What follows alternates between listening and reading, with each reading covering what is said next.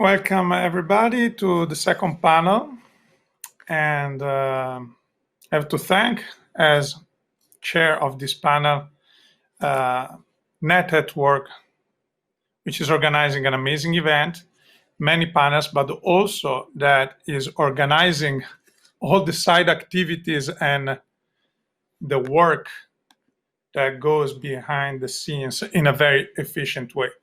Today, I will chair a panel with two intellectuals, and not just practitioners or experts, but two intellectuals, which will discuss on Europe and cultural heritage.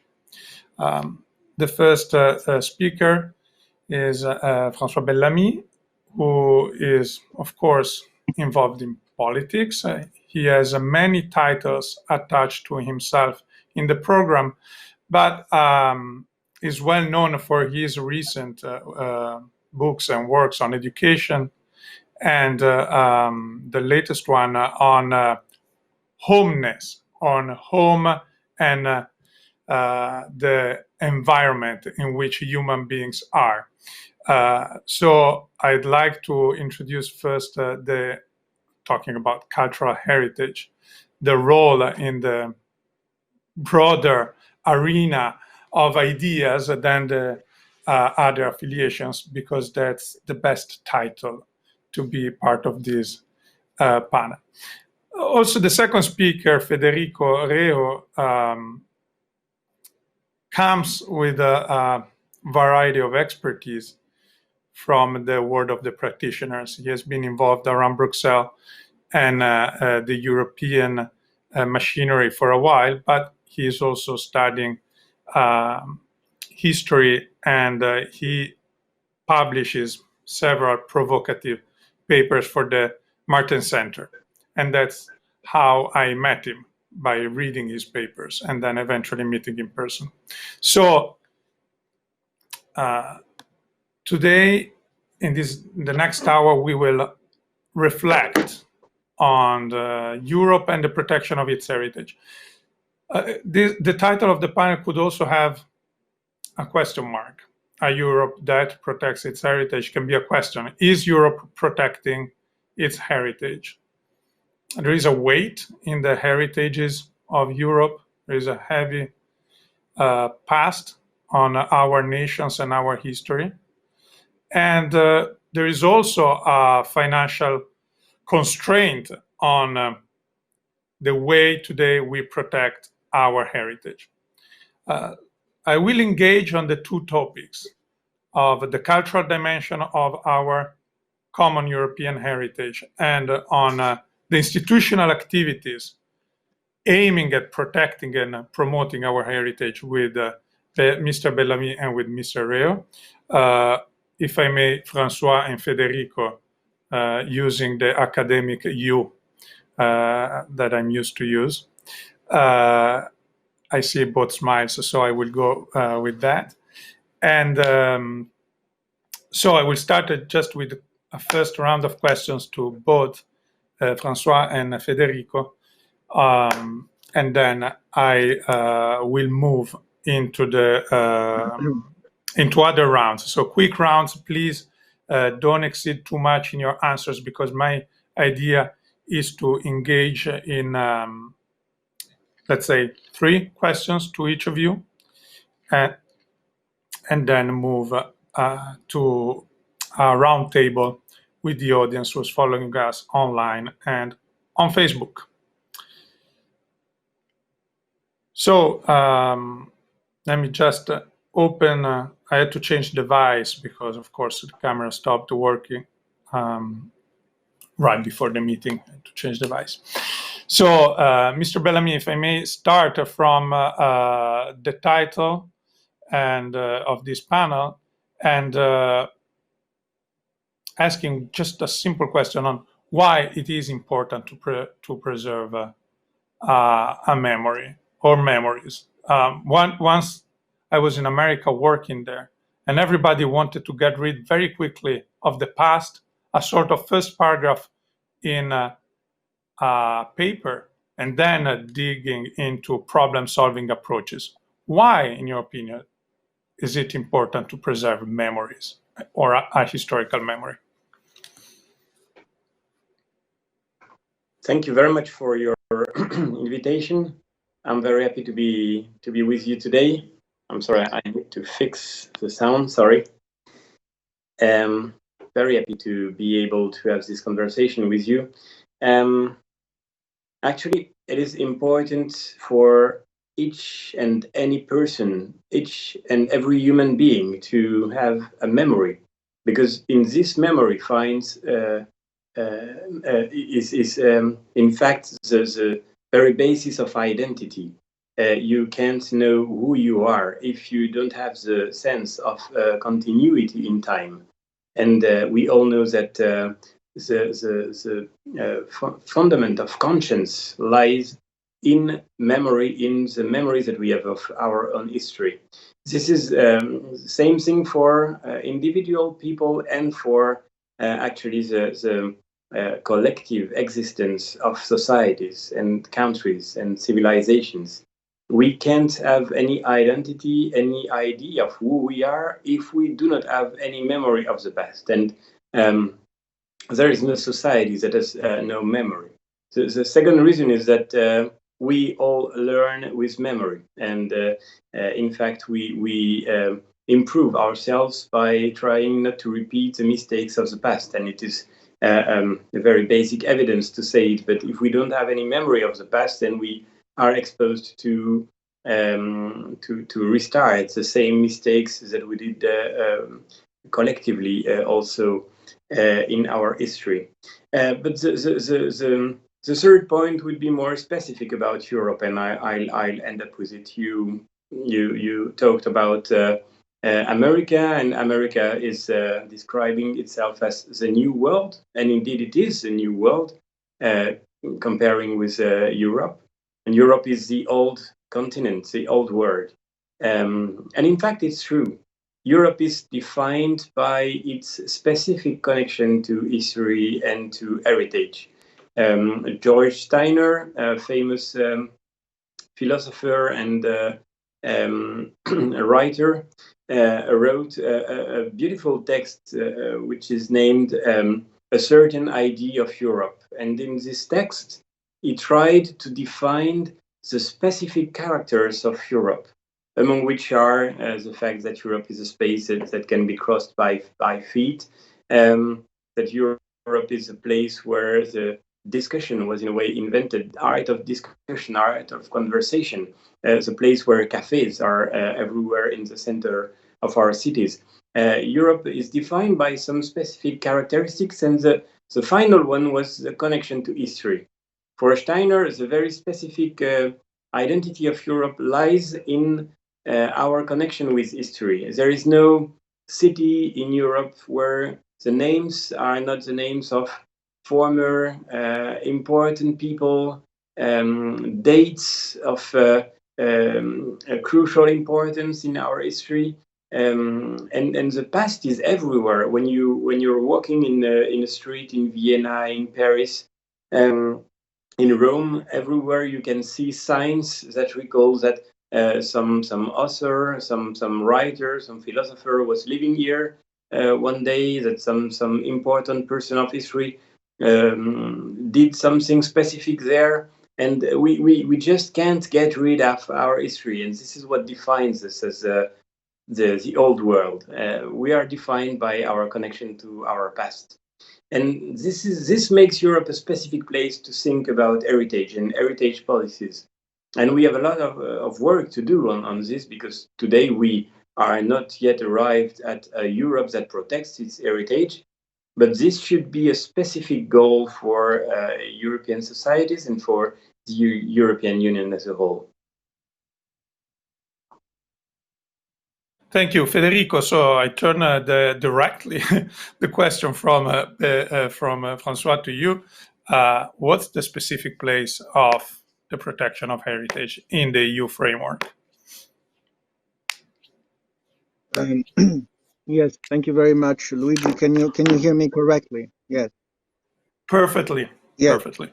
Well, to begin with, if you allow me, I would like to thank the Gasperi Foundation for kindly accepting to host this discussion and for valuing the paper which is occasioning it, which is a paper I wrote a couple of months ago with a colleague of mine, Theo Larue, and who bears the same title as this event, A Europe That Protects Its Heritage, and which precisely tried to bring the attention of the European Union in the specific circumstances that we are living to the need of doing more in protection of our shared historical space, of our monuments and landscapes and sites, which are often seriously imperiled by financial constraints, by climate change, and a number of challenges. So maybe to get to your question on the place of heritage in the European treaties, starting from some of the points that François-Xavier raised, and by the way, I thank him very warmly for also accepting to be here with us and to have this conversation today.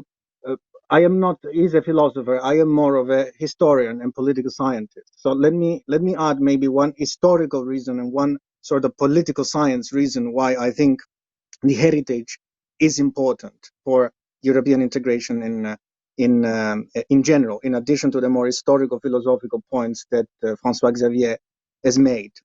The first reason, I think, is that a discourse on heritage and an engagement on heritage enables us to keep a connection with the historical foundations of European unity. Of course, it is true that European unity was developed institutionally after the tragedies of the First and Second World War to reach peace, and therefore it was institutionally organized in this period of history. But it is also true that it would be unthinkable to have a European project of political unification if it did not exist in Europe uniquely among all the continents of the world, a previous history of the common civilization and the common rules within which all the different nations and regions have found the instruments to express their individuality. This is, I think, what sets Europe apart from the rest of the world. Asia is not a civilization.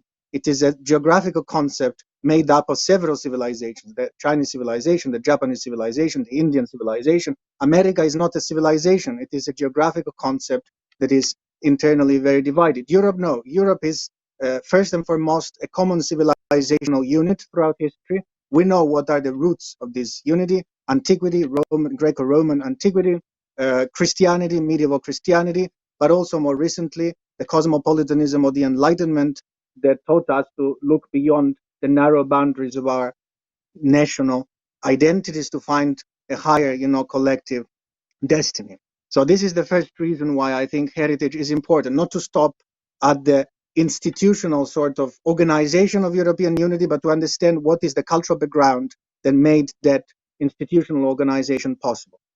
And there's more political science reason, and it gets to the heart of why we wanted to write, I think, this heritage paper, is that Europe is at crossroads in terms of trying to build a political union, and I know no political union in history which lacked a shared historical space and horizon and constructed it at times even through myth, And in this sense, heritage is important. Of course, in a union as diverse as the European Union, this engagement with heritage cannot be only emphasizing common aspects.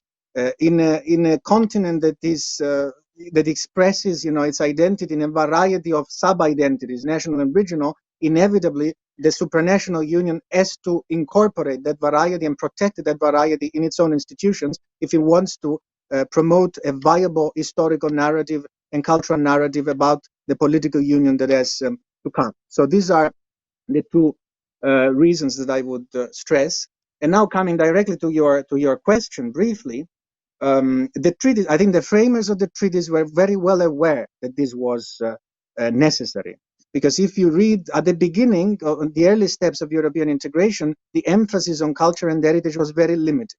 But in parallel with the deepening of the political dimension of European integration, so I would say roughly starting with Maastricht, with the 1990s, the references to culture and heritage in the treaties have intensified more and more. And the crowning sort of formulation was reached in the Lisbon Treaty. And for example, the preamble to the Lisbon Treaty refers to drawing inspiration from the cultural, religious, and humanist inheritance of Europe, to make an example. And one of the first and most important programmatic articles of the treaty, Article 3, which is about the goals of the European Union. For example, it is the treaty that contains the more famous reference to the social market economy. It also refers, and I quote, to respect, as one of the key aims of the Union, respect its rich cultural and linguistic diversity and ensure that Europe's cultural heritage is safeguarded and enhanced. These are the common provisions. There is also a strong attention to cultural heritage in the more sort of practical provisions of the Treaty on the Functioning of the European Union. And here I would just refer to Article 167, which again use rather strong language, saying that the EU must contribute to the flowering of the cultures of the member states while respecting their national and regional diversity and bringing the common cultural heritage to the fore. And it details how this can be done.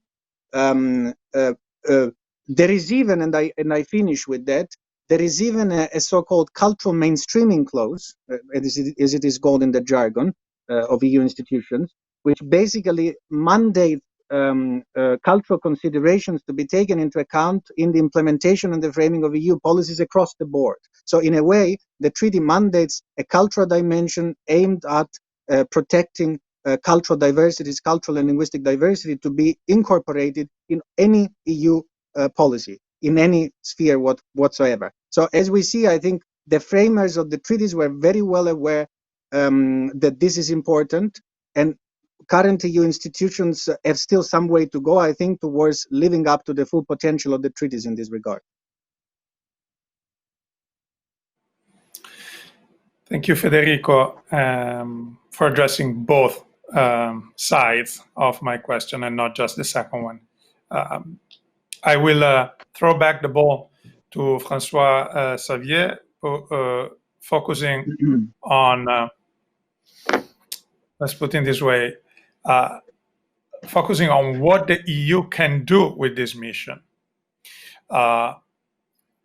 If you're a bit familiar with, and I know that both of you are, but if you're both familiar a bit with the contemporary narratives of the European past, the most recurrent narrative tells us a story of our evils. What we can put in display when we talk about Europe are our mistakes, both at the foundational level, the famous "in order to avoid a repetition of the terrible deeds," and we can articulate in human rights treaties or other stuff, or about our colonial past.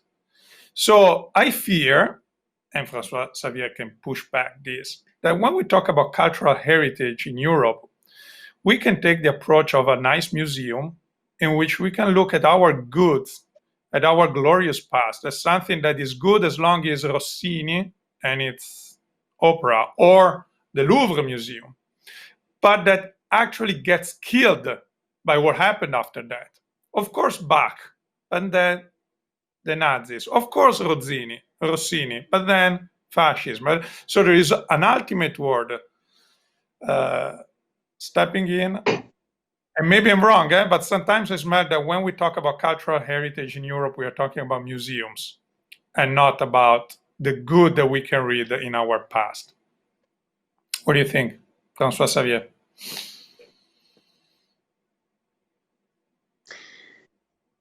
First of all, I am not among those that think that we should erase some pages of our history.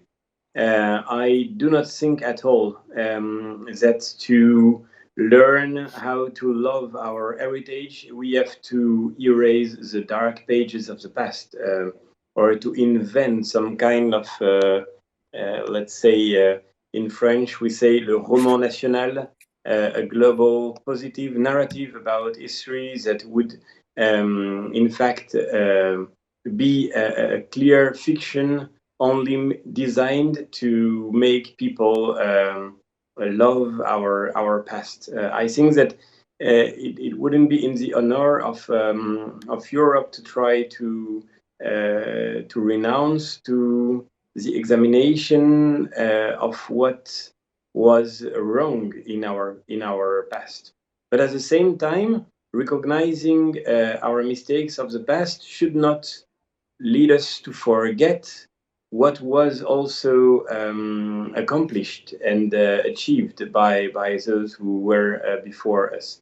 And this is why I think that today we are in difficult times, because our crisis of today is mainly founded on the fact that we preferred not to speak about our common history and the beautiful pages that can inspire us for the future.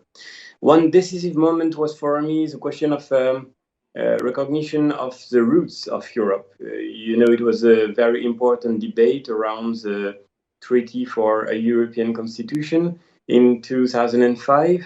The question of a Europe that could define the roots on which our heritage is grounded. And we preferred not to define them and not to mention them. Mainly, by the way, because of France at that time that did not want, because of the laicity ideal, to evoke the Christian roots of Europe. I think that it was a big, big mistake, a huge, concrete mistake, because it prevented us from passing on to the next generations the feeling that we have something in common that can unite our societies, that can unite Europe, but that can also unite Europeans in the countries where they live. And I say it as a philosophy teacher because I had this privilege to be a teacher for 10 years, more than 10 years. And I experienced very directly the fact that our educational crisis in France and in Europe, I discovered later on, was mainly based on the fact that we renounced to transmit, to pass on to the youngest the sense, the feeling of common sharing of an heritage that can be the ground for the spirit that can lead us for the future.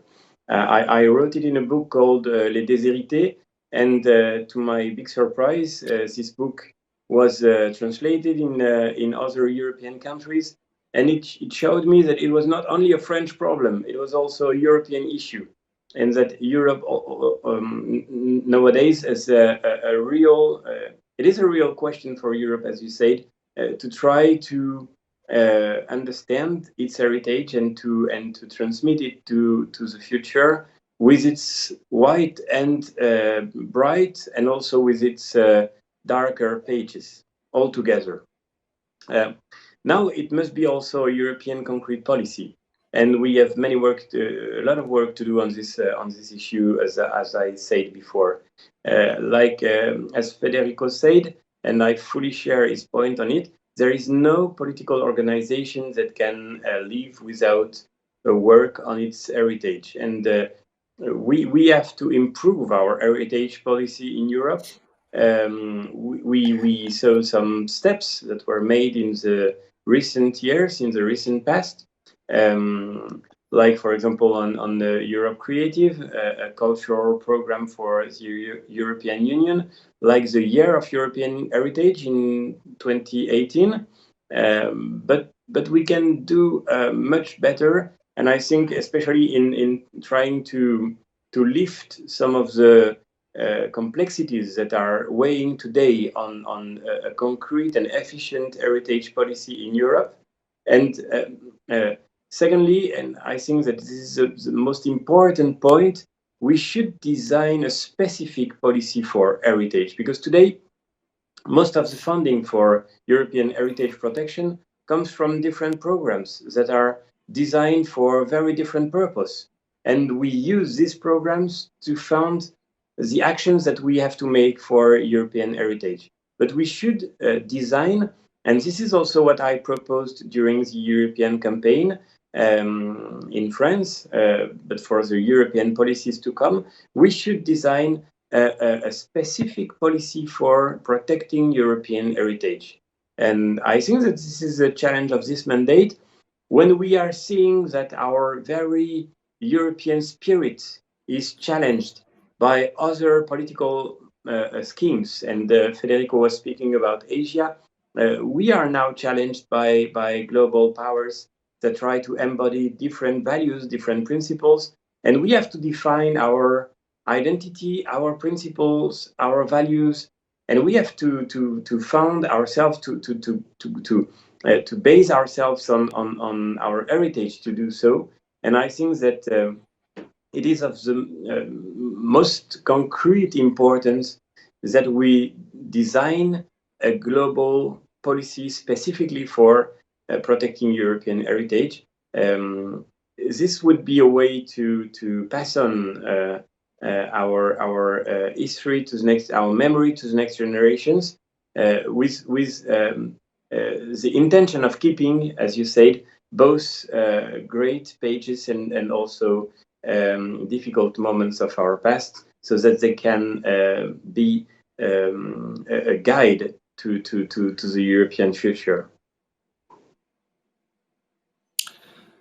Thank you.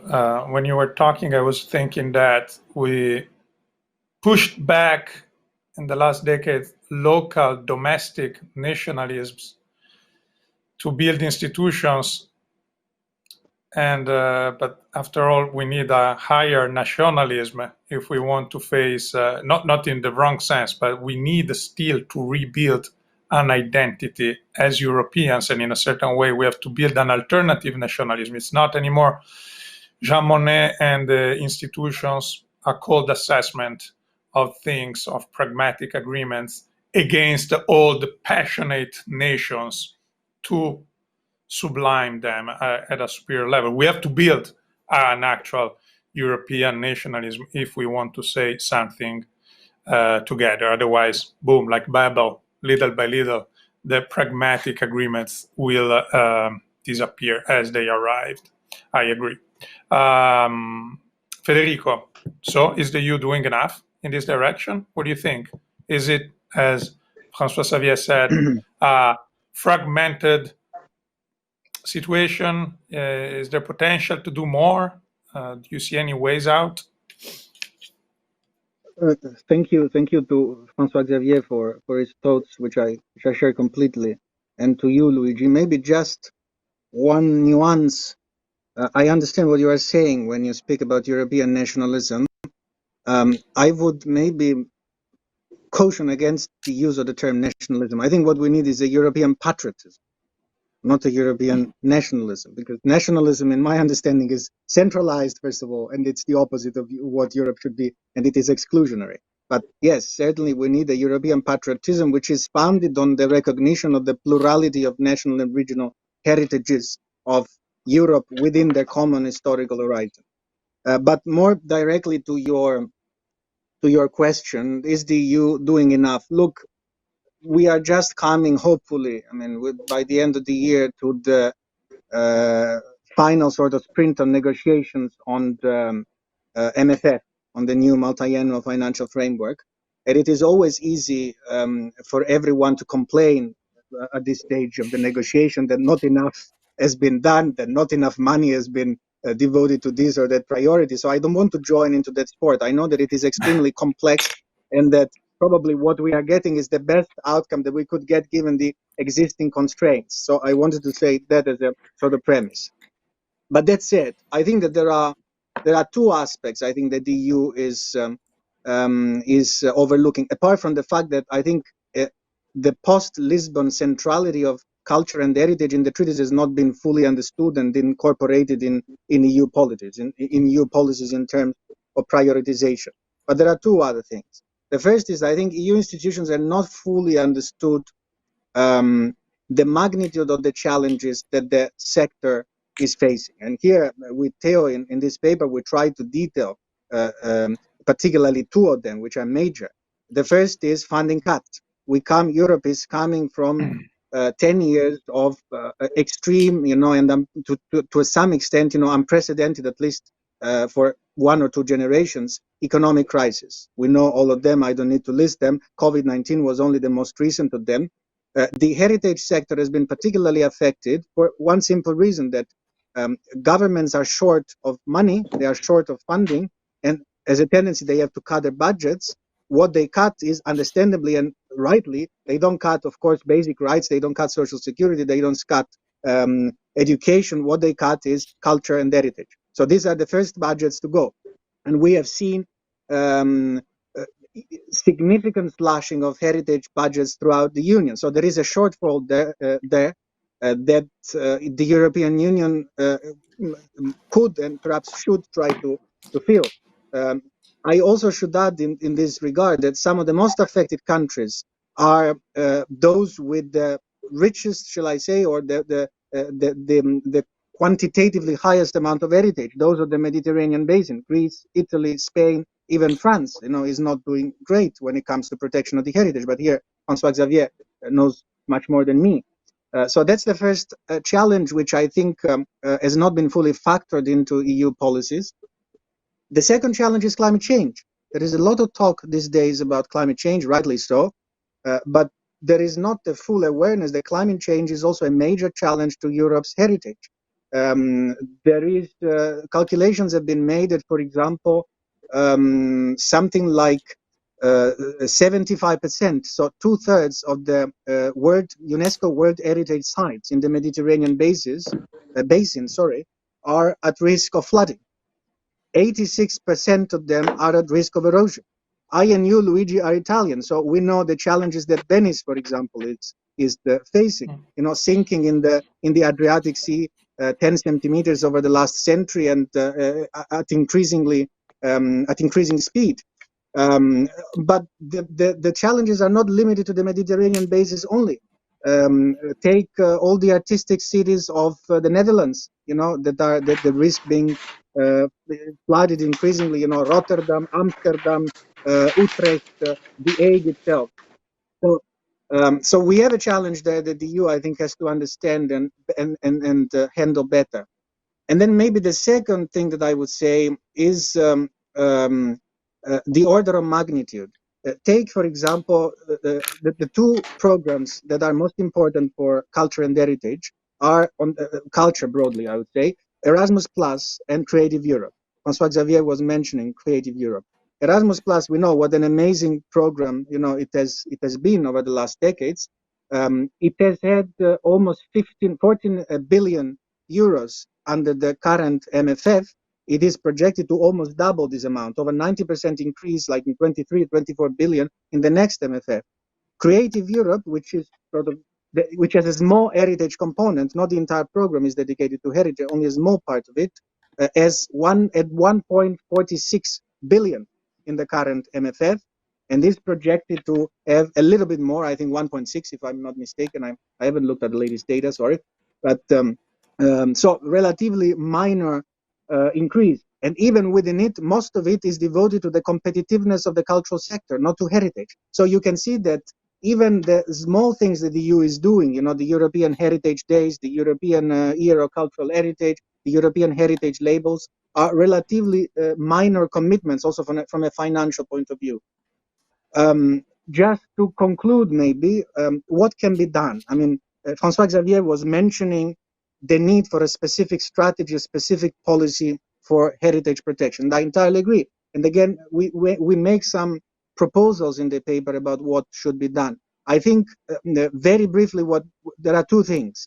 First of all, funding needs to be made available for the upgrade, the restoration, the conservation of the many sites around the Union, museums, archives, archaeological sites, monuments, and so on, which are seriously threatened. This does not only include the most iconic sites, Parthenon, Colosseum, we all know these things, but there are hundreds of small, beautiful churches lost in the European countryside, in the European periphery, many of them, for example, in France. Again, François-Xavier knows the situation better than me, that would hugely benefit from, let's say, a European heritage fund. Why not creating a European heritage fund in the future that would specifically protect this patrimony, for the benefit of all Europeans? And then the other thing that needs to be done is investment to enable the whole heritage sector to equip itself for the 21st century. So essentially to digitalize, because COVID-19 has shown that the sector is very vulnerable to sudden halts in tourist flows. And in fact, here the hierarchy of risk is the opposite. The more prestigious is the site, the more it tends to rely on tourism. For example, take the Louvre, as 75% of the Louvre's visitors are from outside France. So of course, COVID means it brings this to a standstill, and therefore there is a need to change a bit the business model and to upgrade the business model. And this can be done through adding an heritage mission and directing some funding from EU instruments which already exist, such as Creative Europe, such as the investment plan for Europe. Let's add the heritage dimension to all these instruments, and let's commit some financing to these causes. Thank you, Federico. I was smiling when you were talking because you mentioned Venice and the huge plan to save Venice from the rising level of the sea. And Venice is an amazing historical piece of art, basically. It's not just a city. But there is behind Venice Marghera, with many companies and oil refineries. And the problem in the lagoon of Venice started when, in order to allow the people in Marghera to work with basically oil and the big boats that had to go through the lagoon, they deviated rivers. They reclaimed a lot of land in the lagoon of Venice, and basically by building the Malamocco channel, the so-called oil channel, starting that years, the high level of the Adriatic became a problem. Here, sustainable development, past and present opportunities just mixed together in a huge clash. Today, we are trying to put a patch on this struggle of generation, but the history of Marghera, of huge works to make livable today that area, but also to preserve Venice, just come together in as a perfect example of what you were saying. Okay, last quick round of question is 2:37, so we have about 10 minutes for a question, let's say, to both of you. And then you can decide who wants to speak first and who wants to speak after. We have seen statues falling down. We have seen history becoming all in a sudden very important during the reactions for the assassination of George Floyd. We have seen movements in Chile, burning statues, in California, attacking. So here history really became something to get rid of. It became a dark shadow of the past. Or if you know a bit of the United States of America, you know they never faced so much of their past.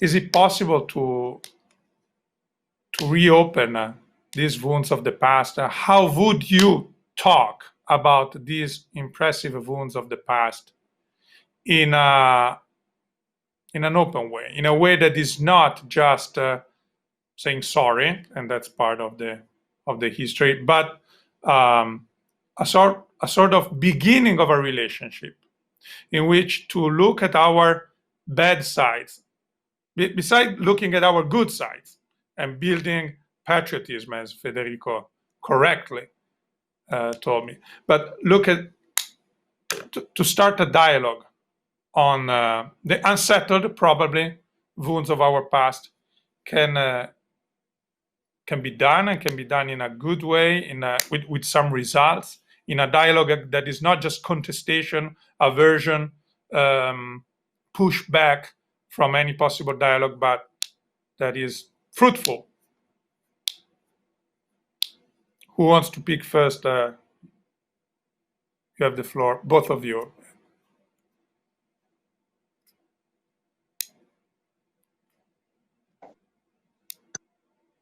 Federico?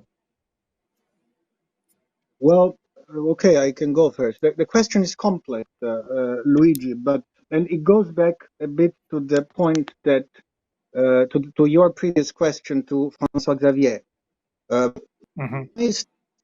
Recently done a podcast episode on a phenomenon which is reappearing with a new face, but which we have known throughout history, and it is the phenomenon of what was called once upon a time iconoclasm, the destruction of images and statues, right, throughout the Middle Ages, starting in the Orthodox world.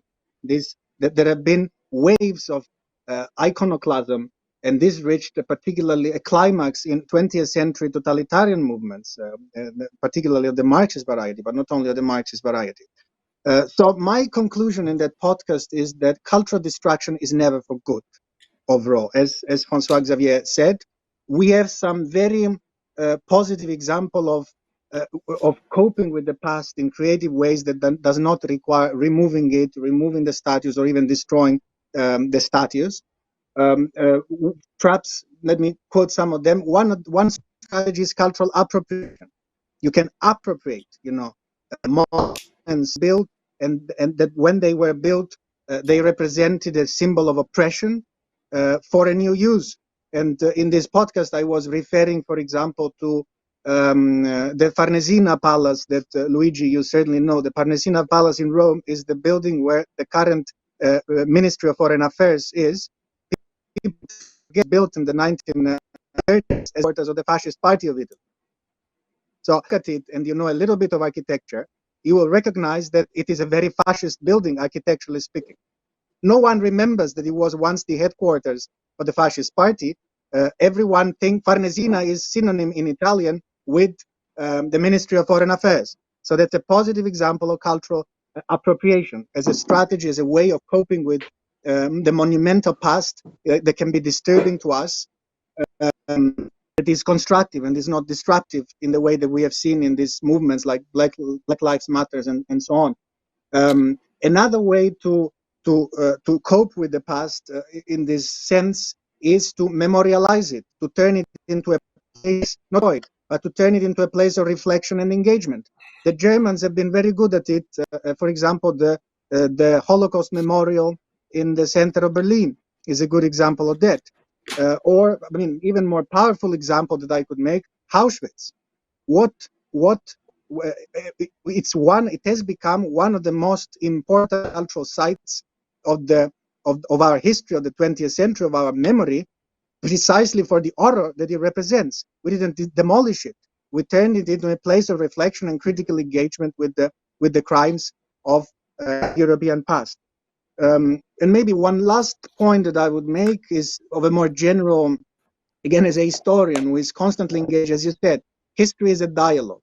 You need, even if you are writing a biography of the worst tyrants in history, you need some degree of empathy to understand them. So history teaches you empathy, even the most extreme forms, of inhumanity, because you try to understand what's going on. And history is the realm of relatives. It is not the realm of absolutes. So let's always remember this. In history, good and bad are always mixed up.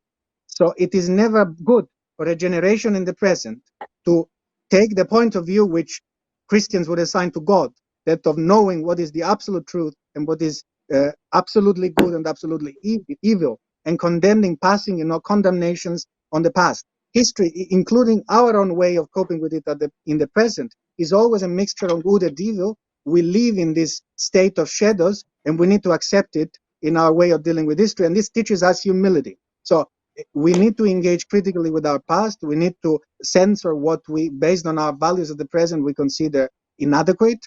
But attempts at uprooting it are always dangerous, in my opinion. Not only the Gospel, but also Manzoni would agree with your last note. Do you have any comment, Bellamy, François-Xavier? Yes. I'd like to start by what Federico said, because this would be the key word of my answer as I was thinking about it. I think the best answer is humility. My view is that it's very surprising to see how much our generation lacks humility in its regard on the past. And we saw it in this debate about statues, for example. As I experienced it when I was a student in philosophy, I remember very well, I'd like to start from this example. one book from an American philosophy universitarian who explained that we shouldn't read Aristotle anymore because Aristotle was in favor of slavery. And yes, it's true, Aristotle was in favor of slavery. But when we read the rest of his work, and when we see how great an author he was, how great a philosopher, how a universal spirit, maybe one of the smartest and brightest spirits that was never raised in all humanity's story, then we should think that if Aristotle was wrong on an issue so important, on something that seems so crucial for us, like slavery, if he was wrong on this issue, then we can be wrong on many other issues. And we have to be very humble, because looking to the past and seeing the mistakes of people whom we know were great in many other fields should teach us that we ourselves can make mistakes. And when I read Aristotle, and when I see that he was defending slavery and thinking that some people were slaves by nature and others were free by nature, I do not feel superior to Aristotle. I just think that if he could make a mistake, and I'm very much, I don't have his bright mind and his intelligence. If he could make some mistakes like these ones, then I can also make mistakes, and I have to maintain a critical thinking about myself and try to figure out when I am right and when I can be wrong. And this humility, I think, can be also a lesson for us. We don't have to get rid of our past, because in fact, the very strange thing is that, as Blaise Pascal explained in the Préface pour un traité du vide, when I understand the reality better than authors that could make mistakes before me, it is also thanks to them. And we are like little ones on the shoulders of giants. And yes, we see more than what they saw, but it is because we could gain experience from what they could give us in heritage. My last point would be about this whole debate, that our European heritage is not today mainly threatened by this kind of ideological debate. Today, Europe is a place where tourism is the most important. So people from all over the world come to Europe to discover our culture, our heritage, our civilization, and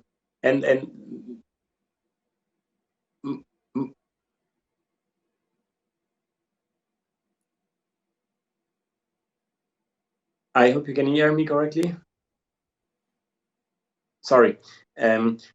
What I was trying to say is that most people they continue to feel attraction towards our history, towards the past, and to try to receive from our heritage what it has best to give.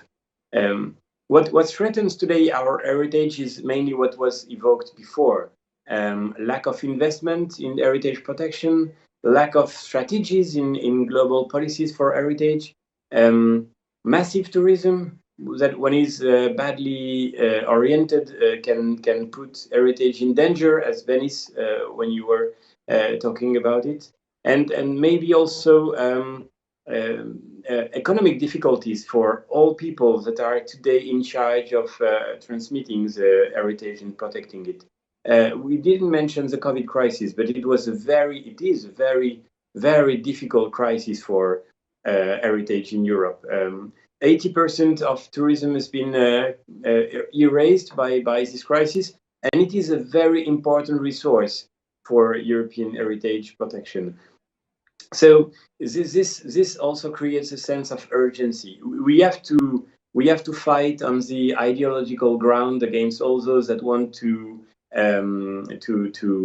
get rid of our statues and to erase our heritage. But the main challenge is not there. The main challenge is not in the ones that want to destroy, but in the passivity of those that are in responsibility of protecting and sharing and transmitting our heritage. And I'll end up by saying how important in this moment is the work that has been done by Martin Center and Federico Reho on a protection of European heritage.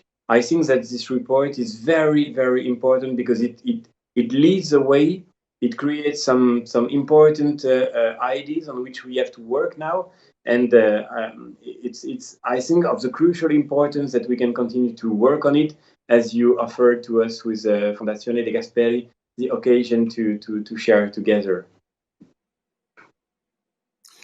Thank you for your remarks on the last question of the, let's say, of the questions that I wanted to ask you. And now I received a couple of questions from the audience, from those who are listening to you through the web. So there is one question, let's say, for more focused, I think, more targeted to Federico, and one more targeted to François-Xavier. And I would start from this last one because basically it's a comment on what you were just saying. What's the role of education?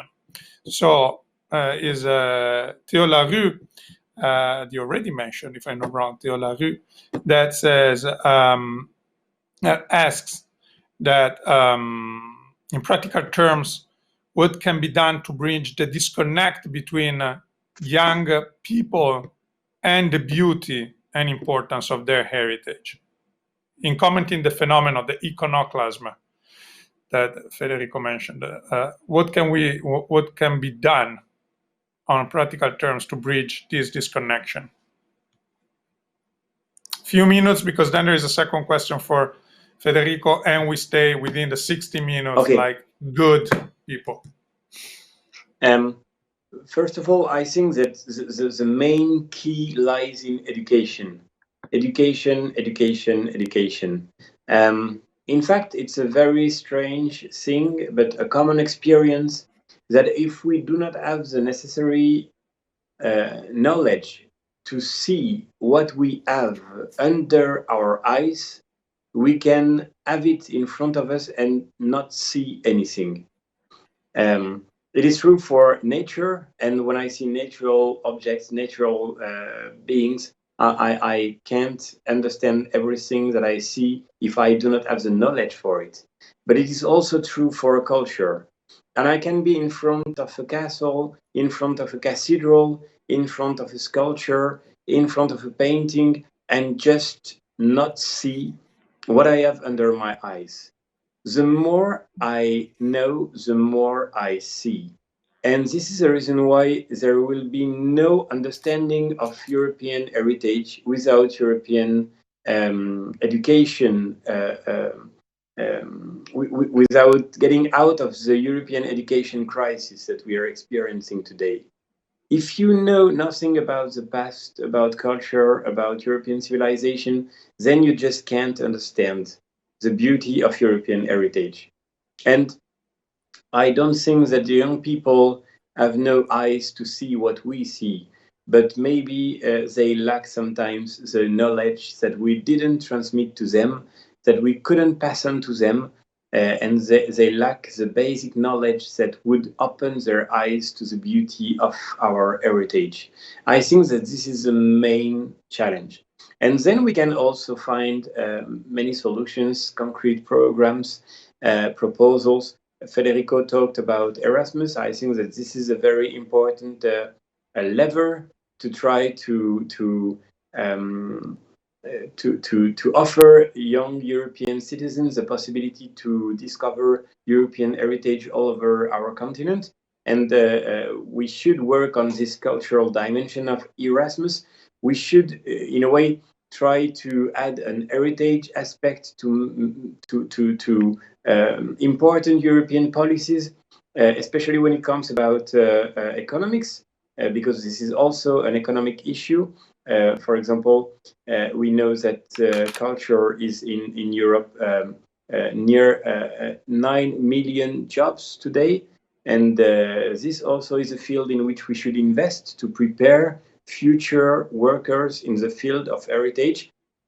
In France, I have to say that we have, like in Italy, a very specific tradition about it, because this implies teachings, it implies programs of preparation. It implies also a whole range of courses for young people to be trained in the specific works, in the specific jobs for heritage.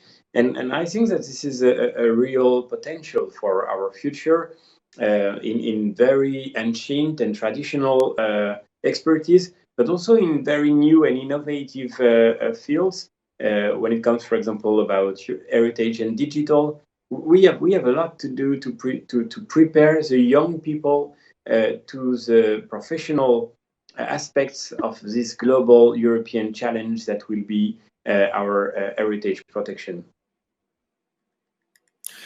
Thank you very much. I see that we have just a couple minutes to get also another question. So very quickly, Federico, is there Panos Tasiopoulos? Panos Tasiopoulos asks whether there is an activity of the EU and the EU institutions to protect the European heritage abroad, thinking, Turkey, but Syria, Tunisia, and Libya, all the sites that are in danger today. Yes, well, that is a complex question, as a matter of fact, because it opens up the whole conversation to a different dimension, which is important and we have not touched upon at all, and that is the dimension of heritage diplomacy. So the international dimension of heritage. It is not. It is very strong in some international organizations in which European countries are involved. The Council of Europe, particularly, and of course UNESCO, so the United Nations. So it is primarily them who deal with these matters. The EU policy, the external dimension of EU heritage policy is more underdeveloped, it seems to me. There is a change now in Creative Europe, actually. Creative Europe for a long time didn't have an international dimension. Now, on the proposal of the Parliament, it will have this time round a social dimension and also an international dimension. So there might be a strengthening of the external profile there. But if I can maybe very briefly going back to one aspect of external relations, not so much having to do with the Mediterranean, but that we touch upon in the paper. And I really would like to thank François-Xavier for the kind words that he had about the report. It is the relationship with Britain. In the paper, we emphasize that the post-Brexit, there should be a cultural dimension to the post-Brexit strategic relationship between the EU and the UK, because as the Brexiteers themselves say, Brexit means that the UK has left Europe, but not has left the EU, sorry, but stays in Europe. And it is a good example of how we can use heritage to foster a shared sense of European, European consciousness and of shared heritage with the country that is no longer in the EU, but with which we want to have a strategic partnership. And it's also a nice way to end, because let's not forget that this year's edition of the Net at Work is called Geopolitical Europe. So it is a good expression of how heritage can be incorporated in the notion of Europe as a geopolitically active player. So yeah, that's what I would say. A good closure, Federico. Reho, thank you. And thank you to François-Xavier Bellamy for participating and taking seriously the challenge that history is always a heavy topic. And thank you to the Gasperi Foundation for organizing this panel within the Net at Work initiative. And thanks to the audience for listening and provoking with questions. Please don't leave us. At 3, there is another panel, and it's dedicated to the art of the Green Deal. So we're talking about new things. I think that's something that looks more into our times and our future challenges. Thank you a lot.